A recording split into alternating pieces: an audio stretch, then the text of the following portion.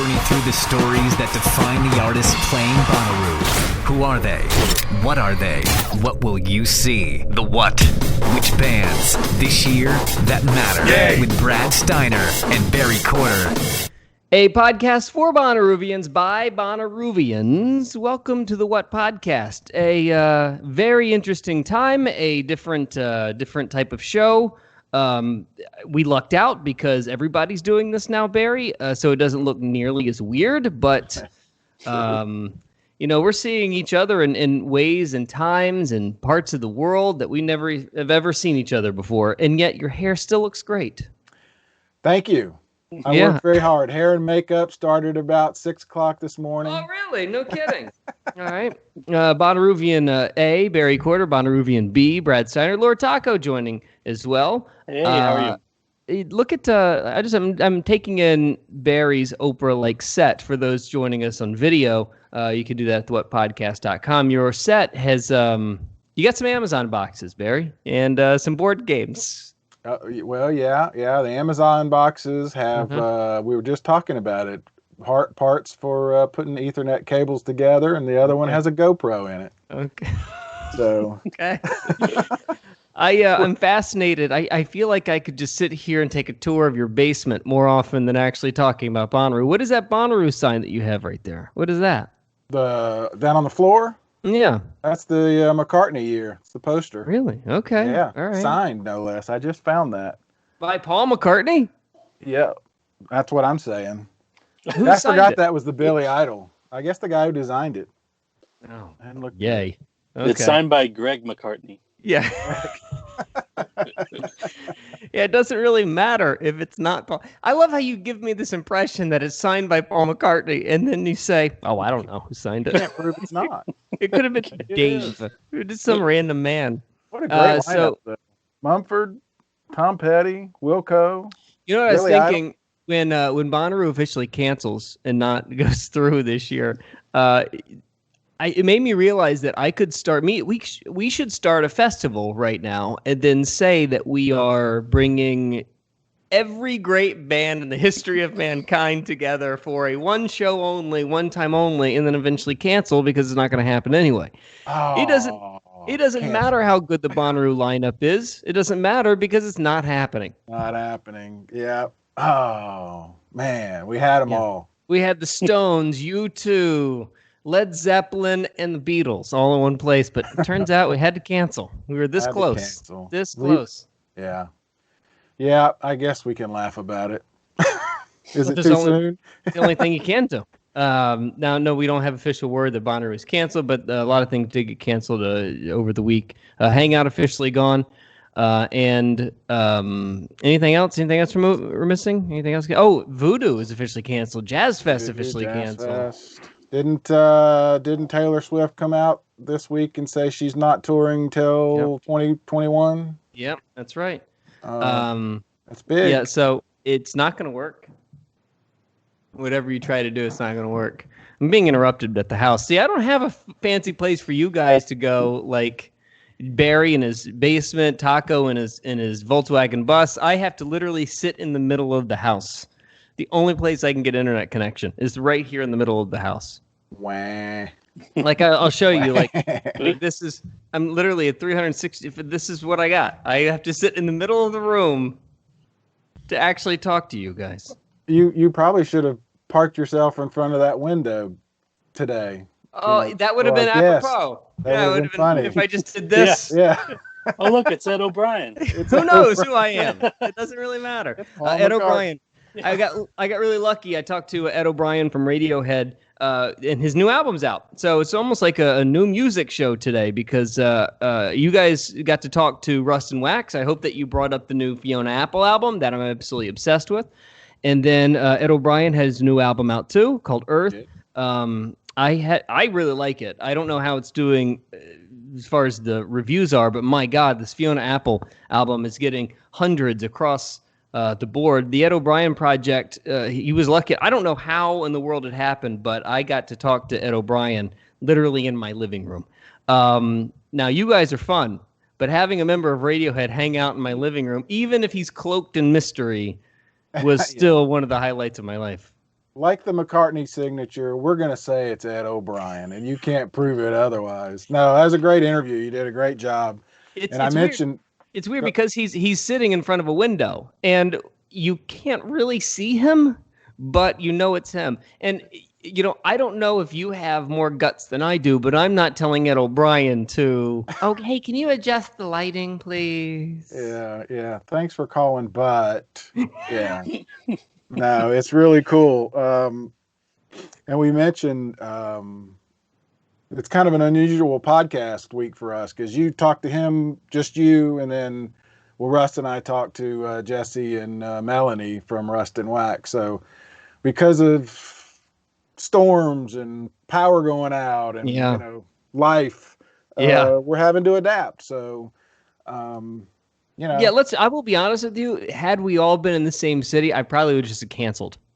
This is just too much work. We'll just do it next month. So it's actually probably better this way. Yeah, it's working out. We're adapting, and thanks to all the people who keep listening. And and in fact, some of the Patreons. Do you want to go through some of the Patreons while we have some time before we start our Ed O'Brien interview? Yeah, let's do it. I mean, do it. And I like what Taco did. He broke it all down by the categories on this latest list. So kind of fun. The Mike Tyson group.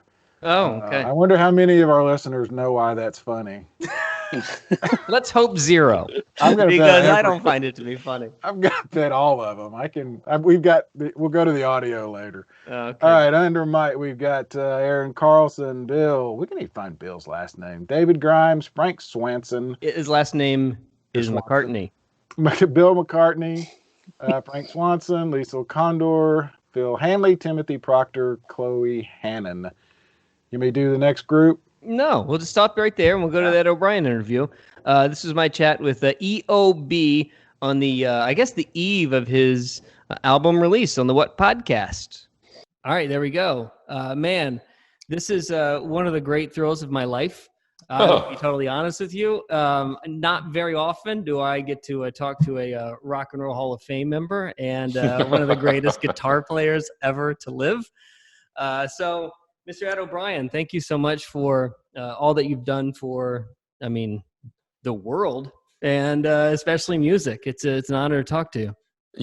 Honestly, Brad, you are too kind. I don't actually walk around with those things in my head that you've just said. So this is how you and I are different, because if I had them, boy, oh boy.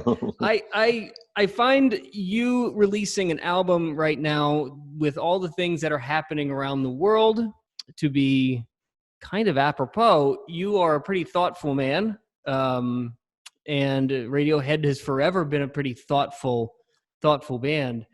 I don't guess that a global pandemic was thought of when you started putting together inspirations for an album and a tour, etc. No, it wasn't. But the record comes from a place.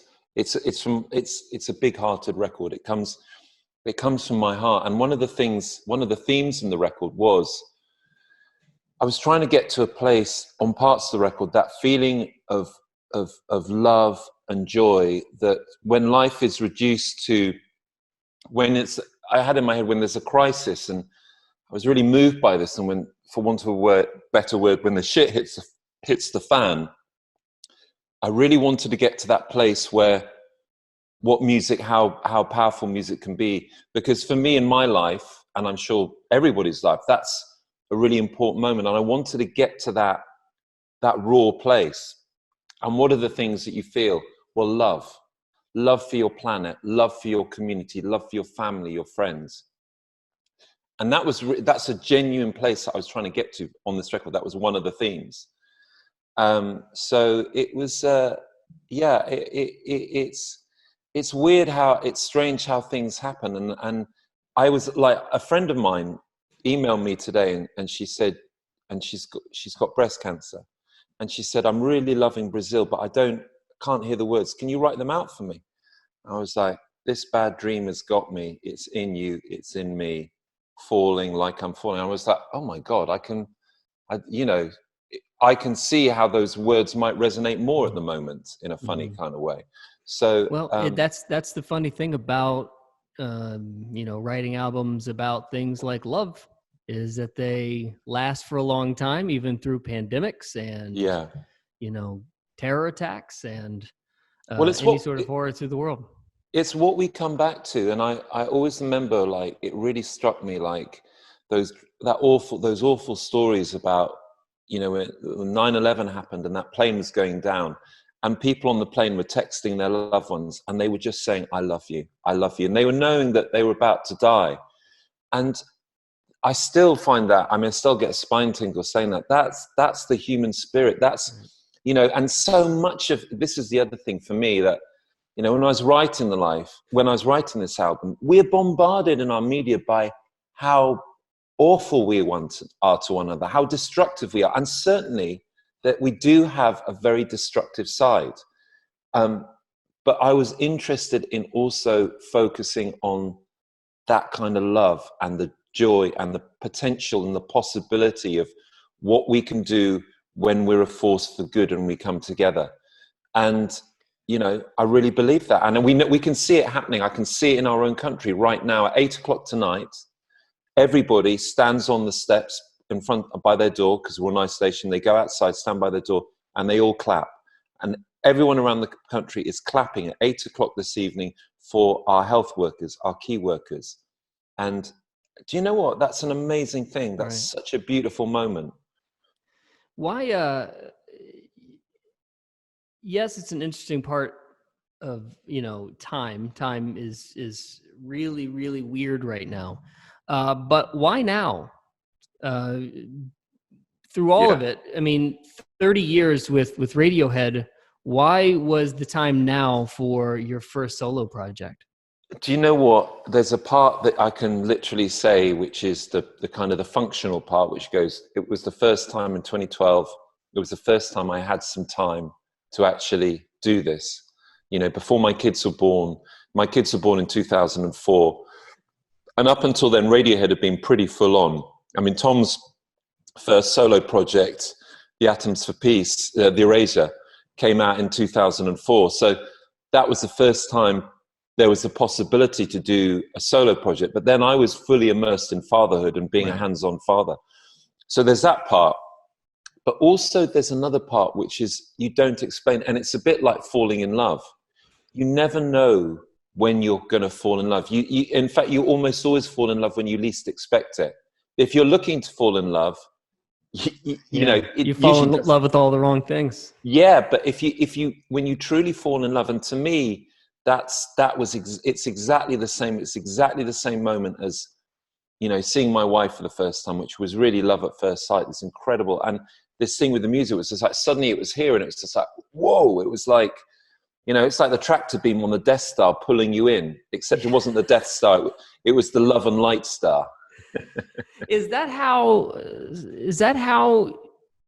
let me put it this way. When Radiohead goes to make an album, are they as a group thinking the same way as you are releasing this album, in that the time will be right and the time will show you, and when it's ready, this is when it's going to happen? It's very different because, Radiohead, of course, Tom is the primary songwriter, but it is a five-headed beast. It's always been like that. So, we're all very different, and that's been part of our strength, and we all kind of push and pull in different ways. So it happens, I think, with solo projects, and I think that's one of the reasons that people like solo projects at first so much. There's a lot less friction. Do you know what I mean? Your point of view, your expression is manifested a lot quicker and a lot smoother in a solo project, whereas in a band project, it's obviously, it's heightened. There's more input, but it does come out at the end as a band. And I think what's interesting in the early days as a band, when you're together, so we're signed as a band at the end of 1991. We really don't stop until the summer of 1998. And then we have about 2-3 months off, and then we go in to make Kid A. But we don't stop properly. We had a year off in 2004. And when you spend that much time together and you do have all these similar experiences together, you do start thinking the same way. And then what happens is that families happen. and you spend less and less time with the band because you've got this family that comes along and you want to spend, and that's when you will go off and you have different experiences. And when you come back together again, you're not as together as you once were. So, I mean, I think that's one reason why, in the last 10 years, Radiohead have only made 2 albums. It's a very natural thing. The idea that, and when Radiohead makes albums, though, they don't just make albums. I mean, it's pretty remarkable that 30 years can go by and you guys will be the biggest deal of the year. That doesn't really happen with bands that are 30 years deep. I mean, that's the impact that Radiohead has had. But to get there, I gotta imagine it takes a massively different headspace than to write a solo album that that just came out of you when you finally had a moment. Sounds like to yourself. So how do you go from that headspace to the other? And I gotta imagine it's like an actor almost trying to shake off a different character sometimes. Yeah, well, I mean, first of all, you should be aware that when I don't think any of us are aware of, when you say, like, when we release an album, it's an event, we don't actually think of it like that. It feels kind of normal in one way, very normal, and something we've been doing for a while. But how do you do it? How do you get into that headspace? I mean, the headspace for me in Radiohead has been, for the best part of 25, 30 years, it's like a reflex. So it's very, very easy to fall back into. It's like a habit. It's like an old habit. With a new album, that was the thing that I had to find, and I had to kind of separate myself emotionally from Radiohead. I had to get over the fact that my reflex, my instinct was, what do the others think? And I realized after about 2 months, it's like, they're not even here. And do you know what? I don't, I shouldn't be worrying what they think, because if I do that, then I'm not fully expressing myself. And it was really, really important. I think that's the thing that I learned most of all. I had this mantra that, so halfway through the record, I come back from the last Radiohead tour in 2018, the summer, and we'd done a North American tour, been fabulous. And I'd already worked on my album for 4 or 5 months. And I haven't listened to it for about 8 weeks. I thought I'd come back to it and we were going to do the final push in the studio. It was going to be mixed, in October. And I listened to the songs and I was just like, oh my God, this is shit. What the hell have I been doing? Oh no. And it was a brilliant moment, because it is those moments, and I'm sure you and your listeners recognize this. Sometimes in your life, a crisis can be an amazing, it's like the dark night of the soul. It's the thing when you truly, fully awaken, and you awaken to a truth or a self-revelation or whatever, you realize something. And I woke to the fact that I was just like, I haven't been truthful about how I really feel. Mm. And for me, the mantra became, so what is my truth? And daily it became a really important thing in the studio. It's like, what is my truth? What am I really feeling here? I'm working with great people. I've got Floods and Catherine Marks, these incredible engineers and producers. But ultimately, it has to come down to what I feel. And so that's the thing that I had to learn. And because that's not a place that I've naturally inhabited. That's not a place that I've been fully comfortable with. It sounds like a tad bit of vulnerability.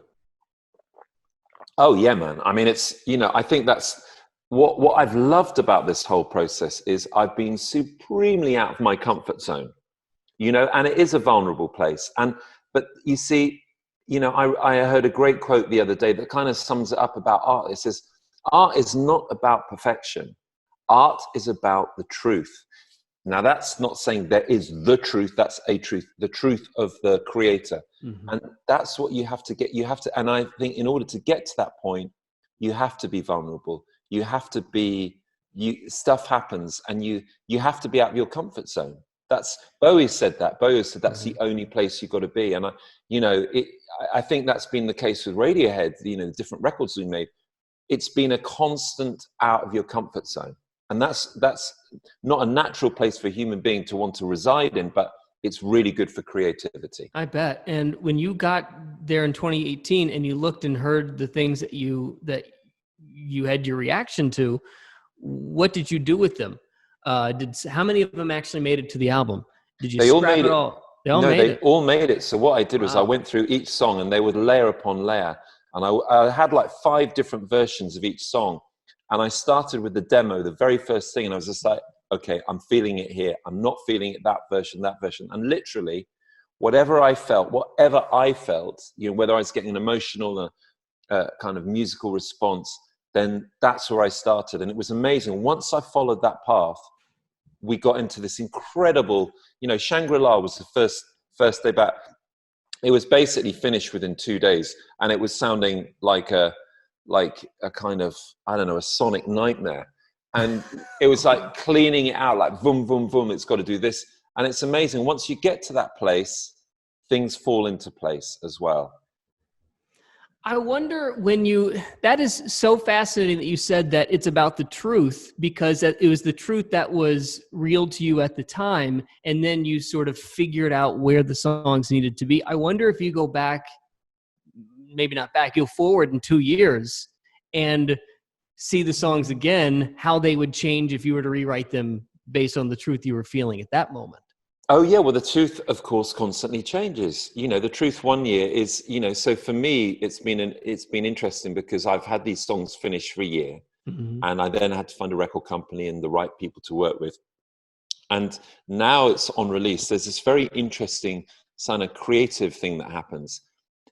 I was so happy with it when I finished. I'm really happy with it. It's just like I've fulfilled the potential of the songs, and now I'm like going, I do it a bit differently now.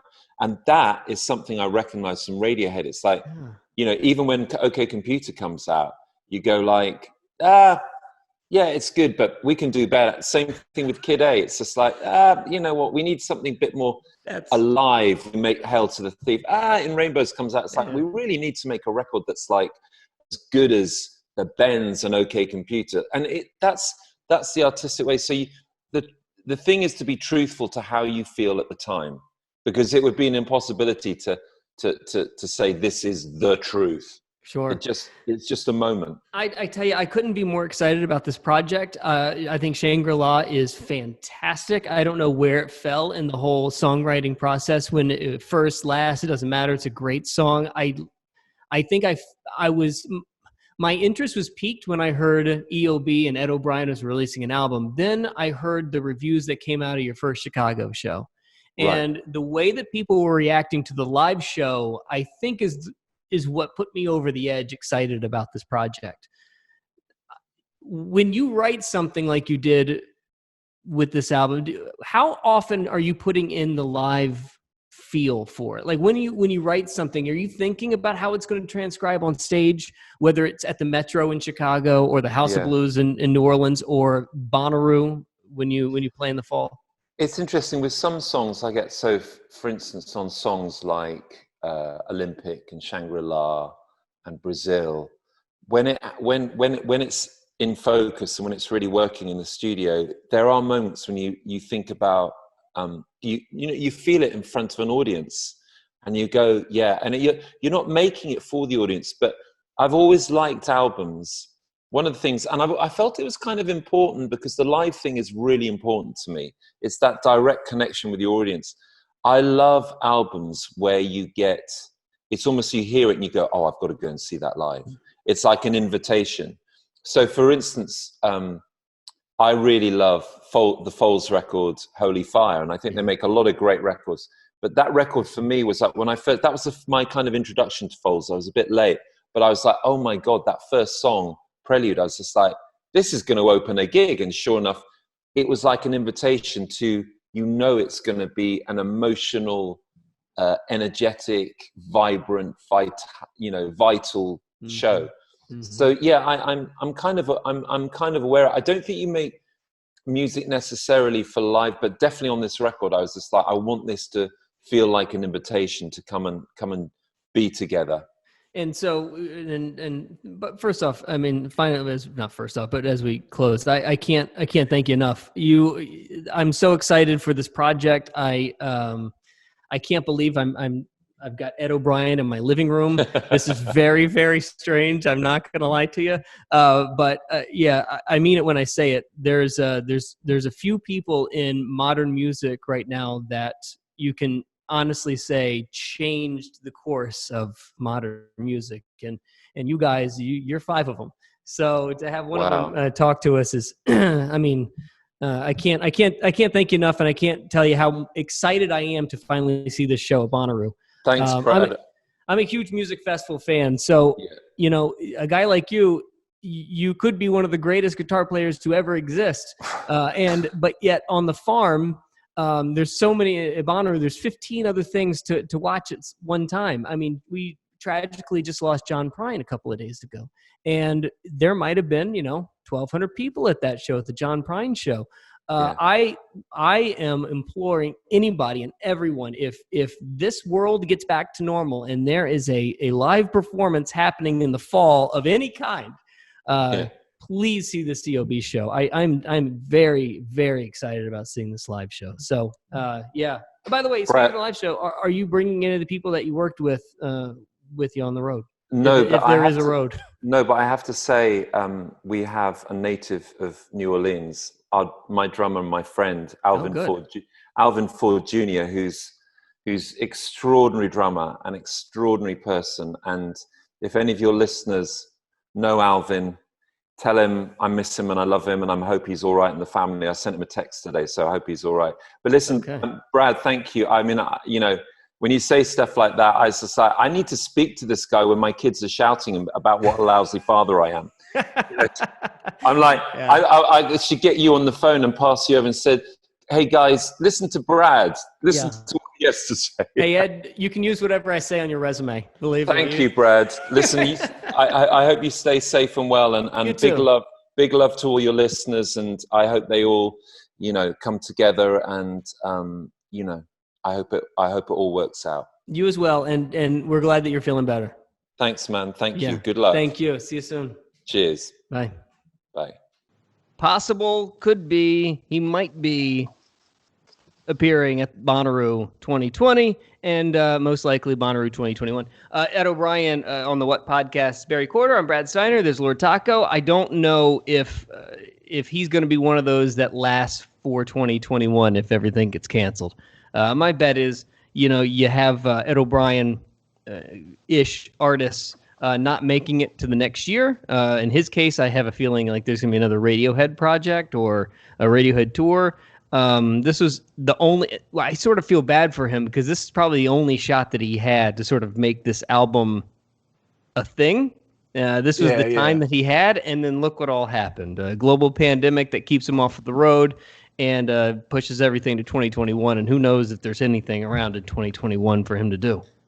Yeah, I mean, you kind of gather that, and it was interesting hearing him talk about how a project like that comes up and why doesn't it come up last year and the year before, how it just sort of, things have to fall into place. And that's an interesting topic. I like talking to artists about things like that. You'll see an artist go 10 years between projects, and it's a hindsight thing. I don't think 10 years ago they said, I'm going to wait 10 years. It's just life happens, and then all of a sudden things fall into place. But it was interesting to hear him talk about blowing it up, basically, or almost blowing it all up, because he, went back to it and thought it wasn't good enough. There's a lot of good stuff in that interview. Well, that's the great thing about being, in a band like Radiohead, is that you can pretty much do whatever you want whenever you want. You get some time, you write an album, you think some of these songs stink, you go on a tour with Radiohead,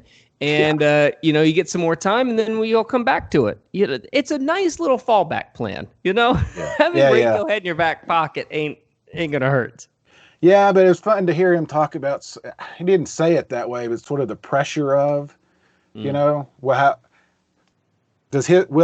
will his work rise to the level of what a Radiohead does? You ask him about when those albums come out, they're worldwide events, and he said they don't even think about it that way. That's pretty. Okay. Yeah, I know, right?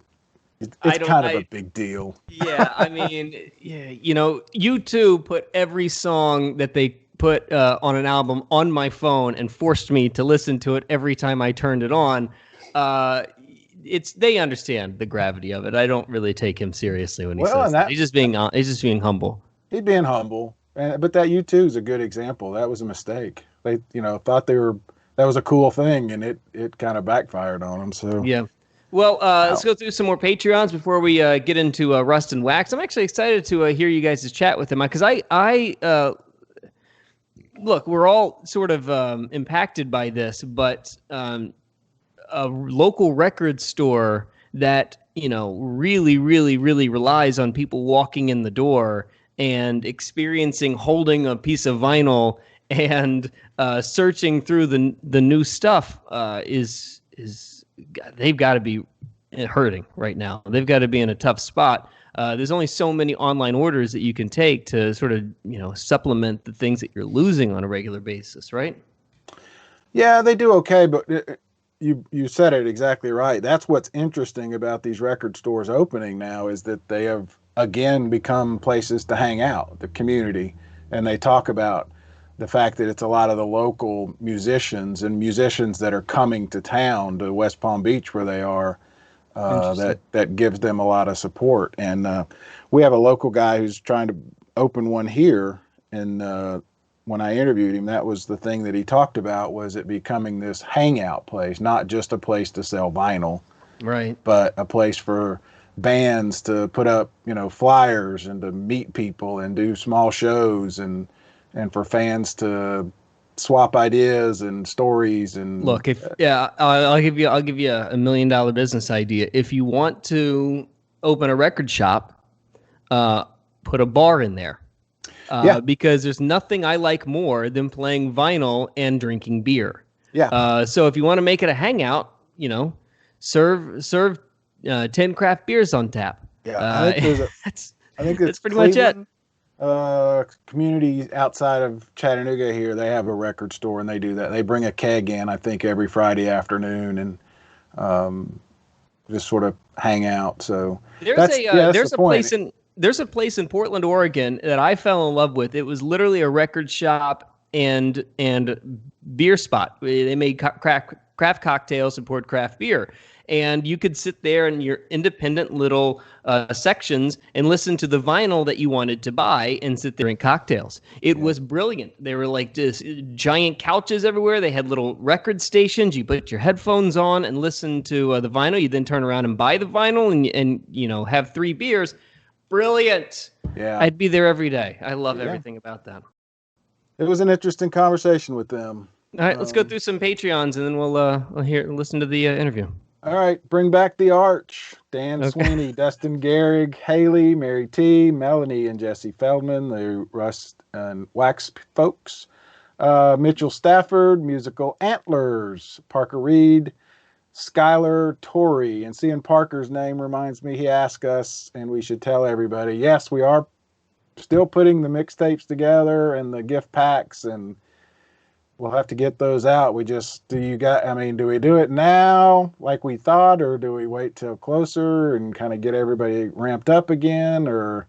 They're going to happen no matter what. I mean, they're not going to. Yeah, we're not gonna ditch them just because the festival cancels. But I feel like just holding out until we actually hear it being canceled is probably the way to go.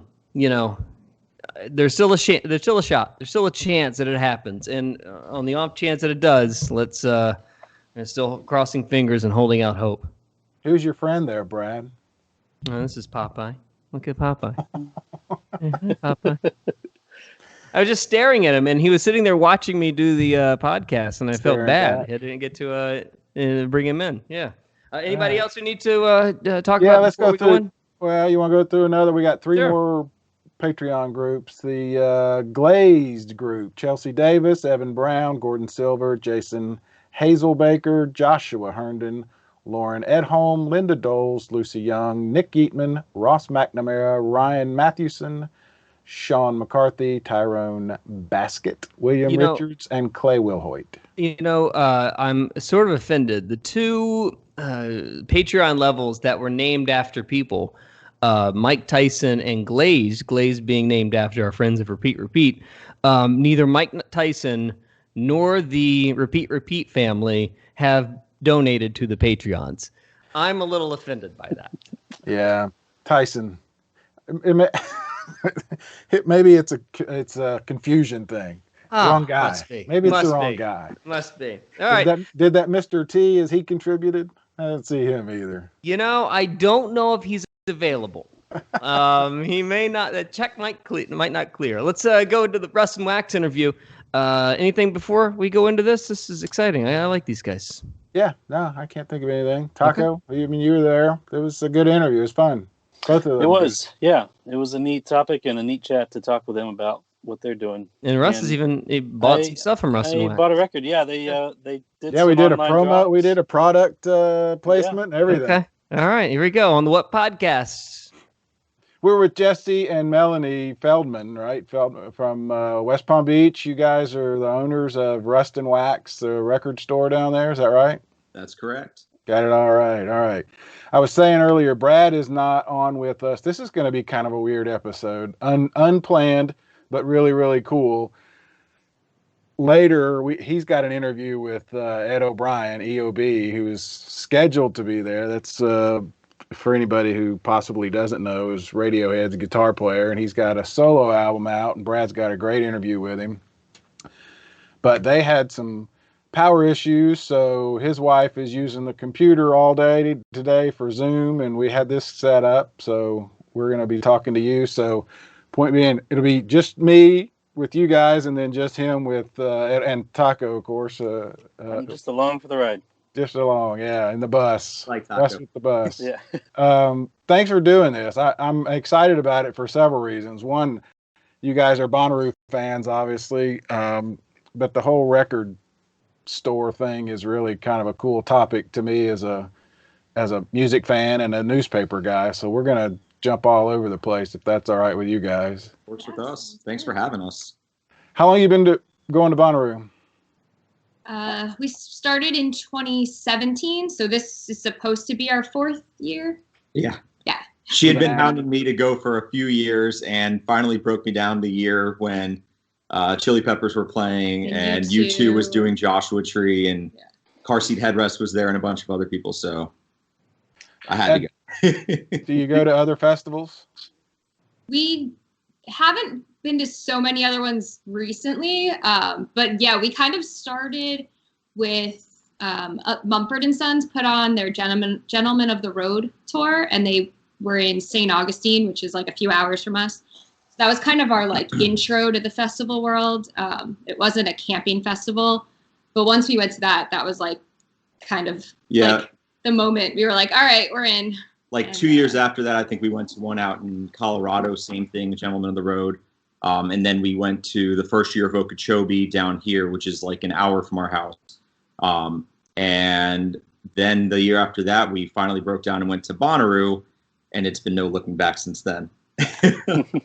It's different, isn't it? It's different than the other ones. And I mean, I've been to Lollapalooza in Chicago, and I've been to other music festivals over the years, and it really is. It's not just the line. I know I keep hearing everyone say, it doesn't matter what the lineup is, you just go, and I couldn't agree more. It's the culture, and then everything else just kind of falls into place. What was it about that first one, Melanie, especially that? I mean, you guys are obviously music fans. You've got a record store. Mumford & Sons is one of my all-time favorites. And it was something about just like being surrounded by a bunch of other people who were there for the music and just wanted to have a good time. And it was just one of those, like, you could let go moments and nobody cares about anything. And yeah, it was like a release, it's almost like, it's like camp for like grown-ups and had the best time. And it's like a combination of grown-up camp and just mental therapy every year. Yeah, no, that's a good way to put it. And for me, there's a difference between sitting at home in my basement listening to music and being there. And I mean, that sounds like an obvious thing to say, but just the fact that you're there with other people and you have so many choices. And the discovery option, I think, to me, is a big part of it. Yeah. It's like you paid your ticket. There's 10 bands that are playing today you've never heard of. Why not give them a chance, Yeah. Yeah, you always mention the drive-bys. The drive-bys are some of the best parts of the festival when you get in an hour earlier than you expected because the line wasn't as long that particular moment. And you're like, all right, we got an hour to kill. Let's go see whoever it is. And then suddenly you've got a new band that you're obsessed with. It's the best. Yeah, absolutely. There's a bunch of those for me. And that's, if I come home and have a new favorite, it's been a really good festival. Yep. Yeah. It's always been a good festival, but that sort of bumps it up. Yeah. Some are big and some are small. Like My Morning Jacket, I was completely unaware of until, and then I became obsessed. The Bahamas I always talk about. I mean, that's like today morning. That's a good way to start the day, always for me. And I had no idea who they were, to be honest. So, how long have you had the record store? We've had our physical location for about 2.5 years, give or take. And we've been doing, prior to that, kind of pop-up events, going to like local bars and indie markets and stuff like that, and just kind of popping up with a few crates of records and selling them and stuff. But for the most part, yeah, I mean, our shop's been located in West Palm now for a little over, like right around 2.5 years. I don't know if I've ever talked about this, but one of my first jobs in high school was at the record bar at the mall here, and it was sort of the tail end of they were still really, really cool. Right. You know what I mean? That's where everybody went to hang out. That's where you found your new music. 8-tracks were still a thing. I remember taking them off the shelves as they quit being a thing, and CDs started. And then my older brother owned a record shop similar to yours for a long time. And one of the guys that I've interviewed, a musician here, is talking about opening one. And it was interesting because it wasn't about selling vinyl and it being sort of trendy. It was more about the communal space that they've become again. Yep. Is that what you guys are finding? Yeah, I mean, our shop, it's kind of in a unique setup. So our shop is currently right now, we're in a bigger warehouse space called Elizabeth Ave Station, which is a live music venue, and there's a couple other vendors, and there's a bar and a coffee shop and all that stuff. So what we've really noticed is some of our most consistent customers are the local musicians in the community, and they come in and they hang out, and it's kind of cool. Like now we've been supporting them and they've been supporting us throughout the shutdown, like us promoting their online pop-up concerts and them sending people to our shop for our online drops. But yeah, I mean, the community aspect of it has been great. And even just the local vinyl community, we live kind of in an area where before we popped up, there wasn't a record shop within an hour's drive. And once we filled that hole, you start realizing, oh, there's a lot of people in this area that have been thirsty for a place where they can kind of congregate and spend an hour or two digging for records. Yeah, that's the thing. Digging through them and talking about them and holding them. Yeah, I mean, all the stories talk about vinyl. I mean, I remember sitting down, playing it, looking at the album cover and reading who was on it and memorizing who was on it and swapping that information with friends, who knew more, how deep could you go? Who was the engineer? All that kind of nerd stuff. But even just trying to find the little Easter eggs that the artists leave in the sleeve. I still remember I would stare at the Green Day Dookie poster when I was a kid, had that on my wall, and I would look at that and look at the album and try to figure out what little things did they leave for the true fans to find inside of the jacket. I mean, that was the best. Yeah. And also using the spaces like you're talking about to share who's playing where, the things that we've all missed, plugging headphones in, with MP3s all these years. Yeah. And the cool thing is it's a lot of new vinyl, right? I mean, you're not. That was for a long time. It was just sort of reselling old classics, but now I think the numbers are showing that new vinyl is on the upsale, or at least it was 6 weeks ago. Yeah, I mean, it still kind of is. I mean, I think it's in the last 6 or 7 years, a lot of plants have come online, brand new pressing plants. They've been either with new equipment or they've been tracking down the old equipment that's been sitting in basements of factories, wherever they've been, and opening up shop and pressing vinyl. I mean, we just watched a documentary on it last night, basically about the resurgence of it and how many plants were coming online because there was so much lag time for the smaller acts to get their titles pressed. But yeah, I mean, our shop right now is about a third new pressing? Yeah, we're about 1/3 new and 2/3 used. But yeah, I mean, pretty much like any new record that's coming out, it's coming out on vinyl, and people, that's the format that they want. Yeah. Yeah. All right, quick poll. Sounds better, yes or no? And there's only one right answer. Like we just had this discussion. We just had this discussion. The answer is it depends. There's so many factors that go into it. You know, who was producing the album, who was mastering the album, how was it mastered, what kind of record is it on 180 gram? Is it on the cheap flimsy stuff that was made in the 80s when you had the oil shortage? Like, how was it made? What kind of turntable are you playing it on? Are you playing it on a $40 turntable or a $10,000 turntable? But I mean, for us, what we landed on was it's the experience that's better, because when you open up an album and you drop it on that turntable and you drop the needle, you're committing to that album. You're not just pulling up one song in your catalog of 15,000 songs on your phone. You're committing to listen to one album front to back. And the art, going back to our first Bonnaroo, there's artists that pay very close attention to when they're putting an album together, how they end side A and start side B, the track list, the exact order that it comes in, how they put the jacket together, what they put into that with liner notes. There's so much that goes into it that creates the experience of sitting down and really just absorbing a record, as opposed to putting something on in the background, streaming it and connecting it to a couple speakers in your house and walking around and vacuuming the floor while you're listening. Taco, sound better, yes or no?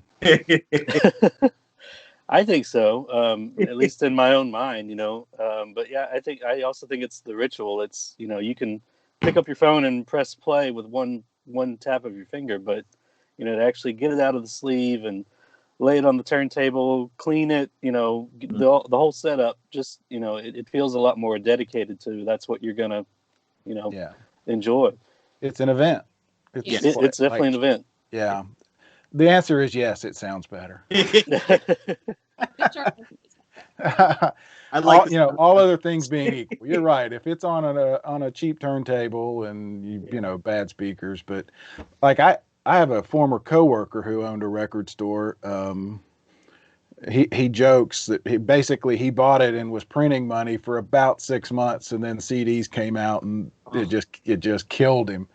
But I was stunned. I borrowed his hard drive a couple of years ago to get all of his songs off of it. And he would cherry pick 1 or 2 songs off of, classic albums and only put those. To this day, I don't understand that. I would scroll down and it'd be like, oh, good, he's got AC/DC or an old Led Zeppelin, and it'd be 2 songs. I'm like, well, who does that?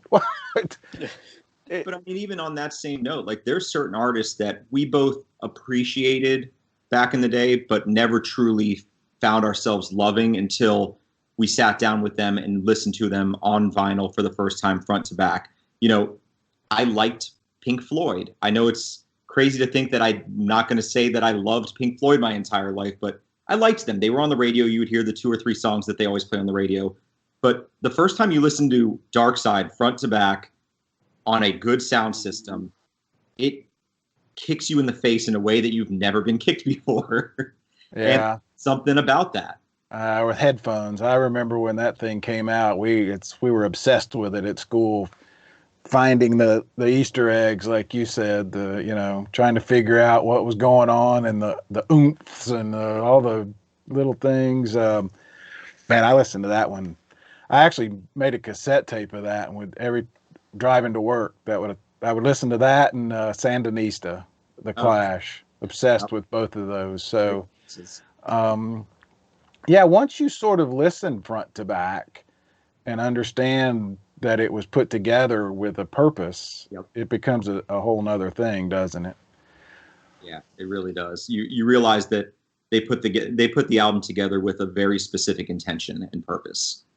It's kind of like when a band puts together a set list for their shows. You can tell the ones that just threw it together haphazardly and the ones that knew exactly what they were doing and how they were leading one song into the next. That's a great point. And that's why I think that Childish Gambino show last year and the Brandy Carlisle were both so amazing. I mean, there was not an out of place second in that Gambino show, right? Yeah. So we have a sad Gambino. Uh-oh.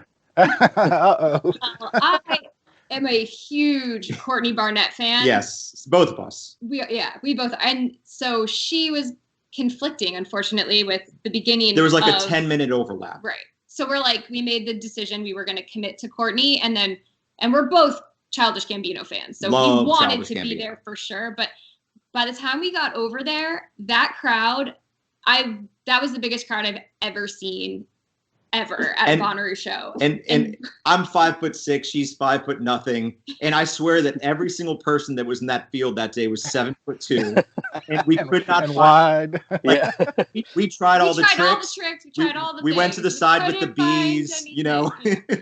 We went to the side with the bees. We tried we couldn't find any line of sight that worked. But from what I've heard from everyone, the way it's been described to me, it was like Childish was on a set of train tracks, and every move he made throughout that entire stage was so perfectly choreographed. Every word he spoke, every breath he exhaled, it was like, the dude is a scientist when it comes to music. Like, he's very, very skilled. Yeah, it was absolutely that. But that's what happens. You got to make those choices. It hurts. But Brandy Carlisle was one that actually blew us away. We didn't even intend to be at that set. That's one of those drive-bys.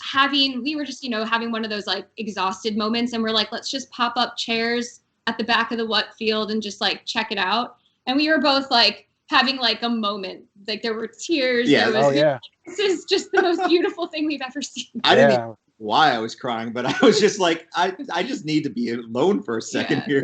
Well, her stories. I mean, it was Father's Day, and her talking about her children and her wife, and I mean, Brad says it all the time. We were up front, and I can remember turning around and looking and just boo-hooing, and we all were, and that was pretty true. I had forgotten. I didn't mean to go to the Gambino show. I somehow, just the opposite. I thought, well, I'll wander through the back area to see how close I can get, and ended up right on the rail. Wow. I know, right? Wow, that just was like, wow, the whole time. Quite humble brag there. Yeah, it was, but it was amazing from coming out and opening out in the audience to just every single moment being so well choreographed. What's sort of what's new that you guys have gotten in that, I mean, we were talking earlier, you and Brad, I guess, were online talking about the new Fiona Apple that just came out, and Ed O'Brien's album is out, and Brad will actually have an interview with him on this show. It's like we planned it, like we knew what we were doing. We never do. Never do. What else is good? Oh, man.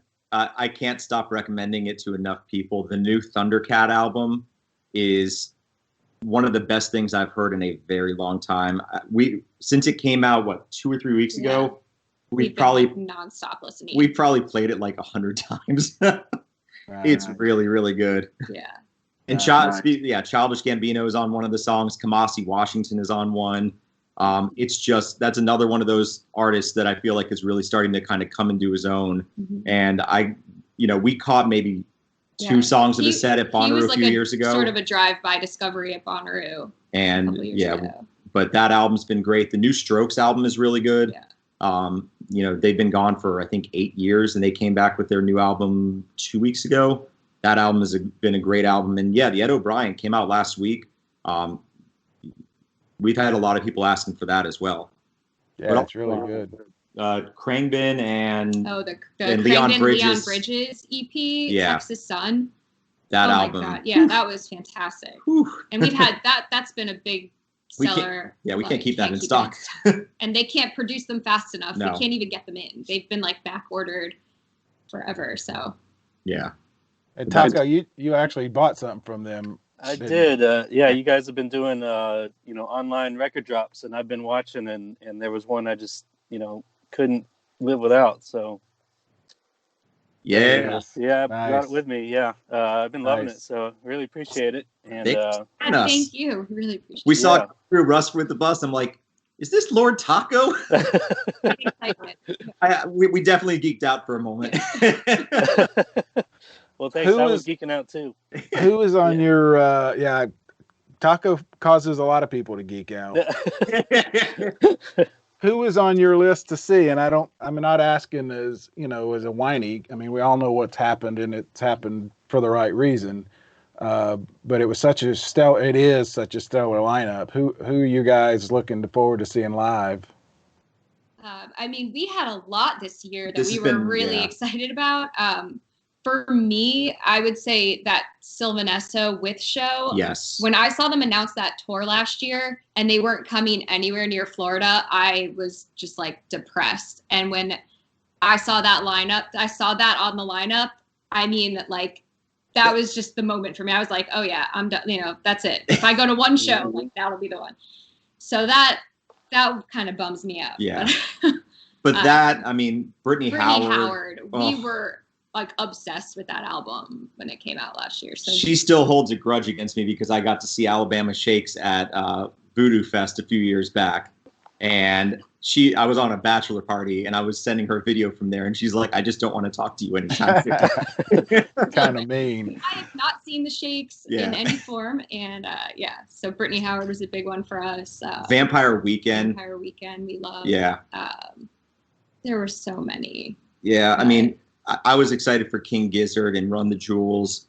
There were a lot of artists that we started discovering that were on that Thursday lineup. Yeah. We already started our deep dive into the lineup, so we were getting hooked on a lot of people that we didn't even know. Devin Gilfillian was one. What was the other kid's name? Yeah. There was another Thursday one that we were just super into. We actually got a chance to see Bristol Maroney. Yeah, Bristol Maroney. Yeah, we were really Briston. Yeah, Briston. Yeah.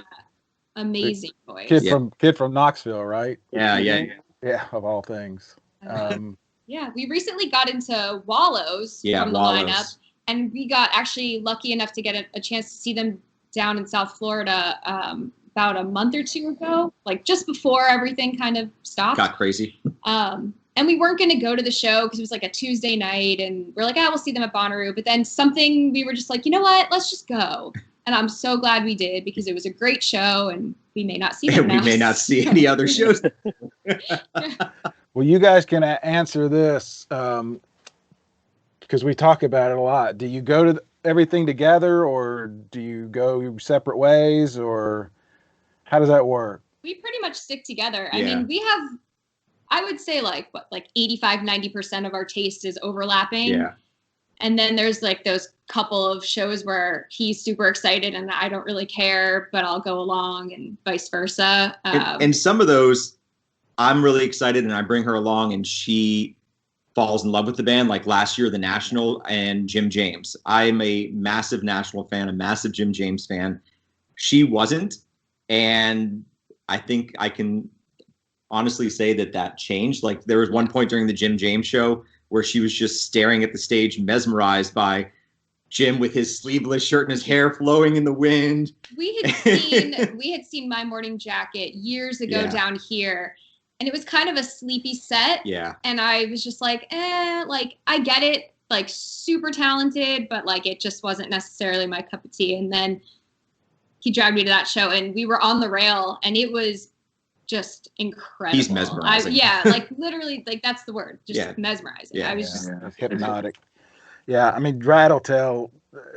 we went to Forecastle, 4 or 5 years ago when it was sort of a reunion show for them, and he admitted later that he wasn't that big a fan and was just going because of me, and really, really liked it. So yeah, I'm obsessed with them. That's one of the few bands that I will put on and play, just repeat, just keep same song. I don't care, over and over. There aren't many of them, but they're one of them.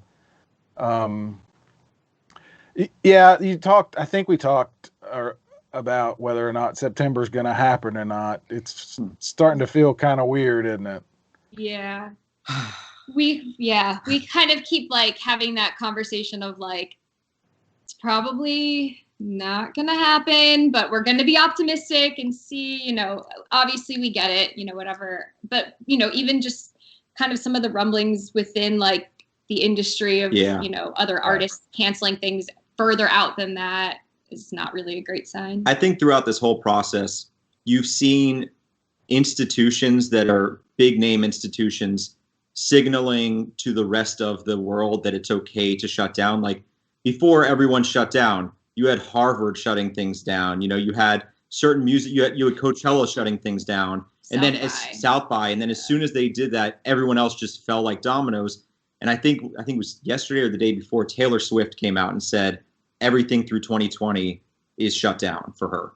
And when she did that, I think that was her basically signaling to the labels and the music festivals and everything that it's okay to shut it down.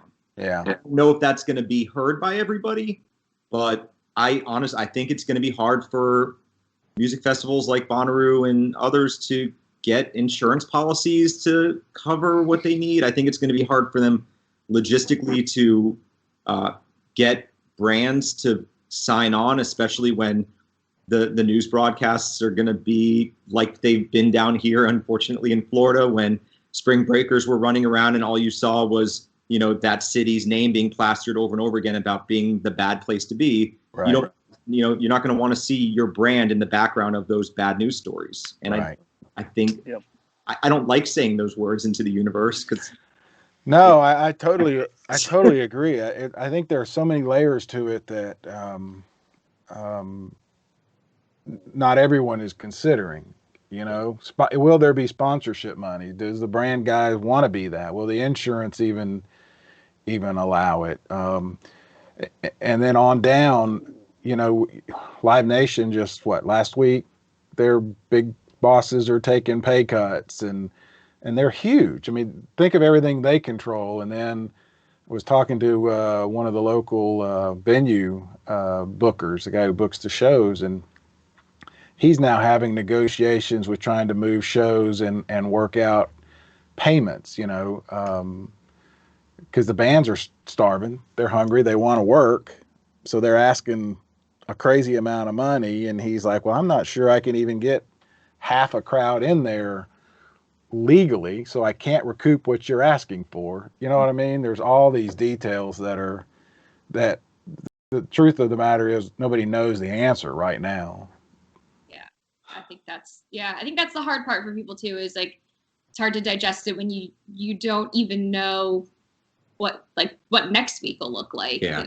So I mean, we've had tornadoes hit here, and excuse me, I was just saying, it's like when a tornado hits, you kind of know the process of what you have to do to get back to normal. This one, there's nothing, you can put it on a piece of paper all you want, but we keep saying that because we're used to hurricanes down here, and it's like, you have that anticipation and the preparation phase, and usually we know 7 to 10 days out, and we're getting ready, and then it happens, and then you move past it, but there's just no really. So yeah. All right. Well, what else? Anything that I didn't ask you about that you wanted to talk about or hoping I'd ask about? Oh. I don't know. Yeah, no, we're just really hoping this was going to be our first year doing VIP. Yeah. That's what I was going to ask how you guys, do you travel with other people, and how do you do it? So we've been going. We did 2 years. No, we did 1 year by ourselves, just the two of us, and then the first year was just the two of us. We don't really have a lot of friends that are into this kind of thing. So all of our friends are having kids and doing all that stuff, and we're just going to music festivals. Nice. Spending all of our money on concerts and records. Yeah. But yeah, then last year and the year before we did. We joined group camping. Yeah, and we met a couple some friends. Awesome people. So we've been camping with them, and we were going to try to coordinate with them this year. And then I kind of saw that it was a sellout year, and I was like, it's going to be a little crowded. Maybe we should try VIP and have a little more. We usually do try to do a big vacation every year, and this year we weren't really sure we were going to get to do that, so we kind of figured Bonnaroo, we'll go all out. Very cool. But yeah. Russ, you got anything? I think that about covers it. You want to plug your record shop, and where can people find you, and if they need some records? Yeah, man. At least for the foreseeable future, while the quarantine is going on, down in Florida and wherever else, we're doing record drops on our Instagram page. It's at Rust, RUST, and Wax, WAX. And we've just been every Thursday night, we've been at 8 o'clock posting a live video stream of whatever records we're releasing into the world that day, and then having people DM us directly, letting us know exactly what they want. And it's kind of a first come, first served basis. And then if you're local in the West Palm area, we've been meeting you to hand deliver the records to you. Or if you are like Russ and you need records for your green bus, we go and we ship them out. And we've been shipping all over the United States, and we got a record going to Puerto Rico on Monday, and some others actually heading up to Tennessee and Georgia. So if you're looking to buy some records, at Rust and Wax, and we'd really appreciate the support. And also support, if you have local record stores, support your local record stores. They need it right now. Really. Absolutely. And stream and bars, restaurants, and whatever bars. You can support locally, it is, every single sale is greatly appreciated. And if you have a local musician or artist that you are obsessed with, that you want to see on the other side of this, stream their music, buy some merch from them, or just ask them what their Venmo is and shoot them a couple of bucks. They need it right now. Yeah. We've had several groups doing that up here. Some of the bars are opening up for once a week, or they're just doing from their house, and that's pretty cool. And people have been supportive. Yeah. So that's a good message. Yeah. It's Rust and Wax. Is it with an ampersand or spelled out? A-N-D. Spelled out. Yeah. All right. Very cool. Well, thank you guys so much, and I really look forward to you guys meeting you in person. Yeah. Hopefully we'll see you on the farm soon. Hopefully. See you at Nut Butter. Yeah. See somebody else. I understand. Yeah. All right. Thanks so much. And also thanks for being Patreon supporters too. We appreciate it. Absolutely. Our pleasure. Yeah. Love it. Thank you guys for having that available. Very cool. All right. Guys, take care. Thank you. Thank you. Bye. Boozing already, Barry? That's ice booze. water. Oh, sure it is. Ice water. Yeah, Come on. Russ. Not even me. That's a little strong for me. Russ and Wax, EOB. That's Barry Corder. I'm Brad Steiner. It's Lord Taco on the What Podcast. Anything else we need to do before we say goodbye today? Got 2 more Patreon groups. Okay. Marty McFly, those guys. Thank you all. Andrew McBride, Catherine Riccio, David Solano, Jacob Marty, Justin Nigro. I hope I'm saying that right. I have Meredith no Rittman. confidence that you are. Yeah. And the High Five group, Brooke Tussey, Daniel and Charla, the folks down at the Real Rubus, David Henson, Ella, Phil Nye, and Sean McCain. So all right, there you go. Thanks all those guys. All right. And thank you for joining us on the What Podcast. We'll talk to you hopefully next week with we have anything. Oh, Larkin Poe next week. You want to do Larkin Poe next week? Yeah, let's do Larkin Poe. No, cool. More artists that probably will not be at Bonnaroo in 2020. But who knows? We'll see what happens next week on the Still good Podcast. music. Yeah, gotcha.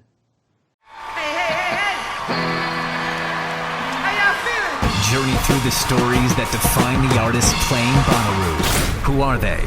What are they? What will you see? The what? Which bands this year that matter? With Brad Steiner and Barry Corder.